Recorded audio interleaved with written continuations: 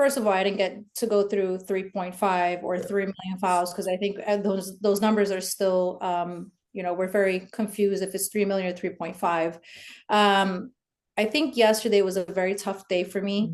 Today I'm much better. I had to take the day for myself yesterday, and I had to kind of hit the pause button, because it was really tough to see, all my information on the DOJ website on my files. And it comes back to us saying, like, we really asked for one thing, and it was really, to protect our information, to redact our names. And we just feel like the DOJ is just not able to do that job. And I can no longer trust them. It's been a very hard process. Every time they say they're going to dump these files, we just get scared. It's like re-traumatizing us all over again. And when I do podcasts and when I do news platforms, I don't feel like that, but somehow the DOJ is able to do that to me. Well, I think it was a bit of a shocker that we were able to get files. We woke up one day and we learned that Todd Blanche had said they were going to release the files.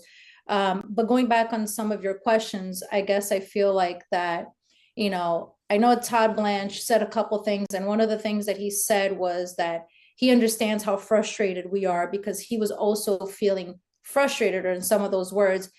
And there's no way he knows how we feel. We are two different completely, people. He has to understand that. He is not a survivor. He did not go through any abuse. He does not have his information in the DOJ's hands, which again, like I said, we cannot trust them. Already from the first batch, we see that they couldn't do their job. And now the second time around, I think it's even worse from the first batch. They completely ignored what we asked for. It was so simple, and they did the complete opposite. They redacted all these famous, powerful men and blocked their faces and redacted everything from, what we asked for, transparency. And they just almost every survivor's name is out there. That is very dangerous for us. This is something that can lead to, to us today. Where do we live? Our new phone numbers, because some people actually have those still the same number that they have, And then I think another thing that really got to me is when Todd Blanche said, and I don't want to quote him because I'm not sure how he said it, and I'm just going to, say it. He basically said if there was any, that we weren't going to find a perpetrator in those files, we weren't going to find anything there, basically that, and when we do open up the DOJ, when those files got released, the first 6 pages was all about Donald Trump, all these prominent people. Who is our president now, is a current president. And then it got taken down 20 minutes later, and then it got put back up. So, it was like, wait a minute, I thought we weren't going to find any perpetrator, anybody new in these files. And we see a lot of those allegations from, different, women, or, at the, I think it was 2025, they put those allegations together. So it makes me wonder, because I feel like that's what, broke my heart really, was reading those 6 pages. It's disgusting. It's unbelievable that we, as the American people, are allowing this. And it makes me wonder, if it's happening here in America, what's happening in other countries? And it was my biggest questions, what I said yesterday in CNN. Will the DOJ investigate, or will they sweep it under their rug? We need to investigate these allegations from numerous of different women. They have to be somewhat real, right? You can't have, 20 different allegations. I can't even remember how many it was, and not investigate it and completely ignore it. We have to investigate it. This is the United States of America. This is not a third world country. How can we feel safe now? Yes.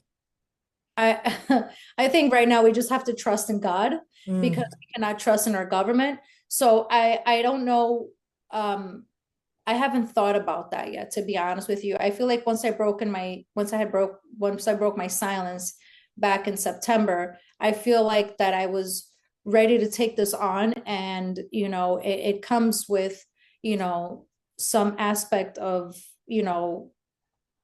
things that I guess I didn't think of.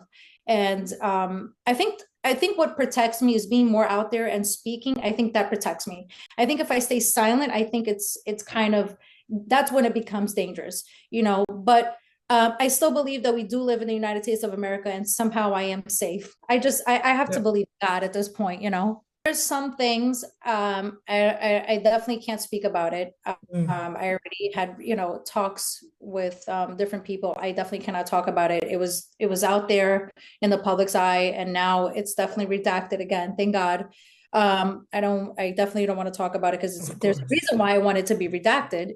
Is a reason why we asked for this, and I really feel that what really surprised me is that they were saying that, and it's again back to those 6 pages, we already had this girl claiming that she was pregnant and they had to kill her baby 9 months after, and nobody was really, we were like, well, who is this girl? Do we believe her? Do we don't believe her? And here it is. It's in one of those 6 pages. And then we also had, some allegations saying that they had snuff videos of, Jeffrey Epstein, and not involving all these other prominent people. But now when I look at it, I'm like, wow, these are real allegations so far. There are people out there in different platforms that are talking about this. And it just really comes back to me saying, are we going to ignore this? We cannot ignore this. We have a pedophile. I mean, we have allegations of a pedophile running our country. So we really have to be careful here. We have to investigate this. These allegations are not just, they're just not nothing. We have to investigate it. We have to find out if this is true or not. These are serious allegations. If I was the president of the United States of America, I would want to clear up my name. Well, first we wrote a letter to the DOJ, explaining to them how, we are deeply hurt about, of our privacy and not, redacting our name and et cetera, et cetera. And I think as a group, we always communicate. We always work together, but we always also work independently. A lot of the girls, they go on different platforms and talk about their story, and they keep it alive.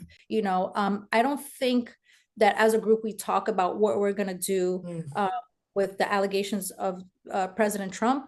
I think it's something that everybody's scared to talk about. I think everyone just wants to keep on going and talking about their story and keeping it alive. And I think right now everyone's really worried about their information being out there. So I think that's their main concentration. So we've been trying, because I love how Todd Blanche said that we have a clear line of communication. We have 0 line of communication. There has been none.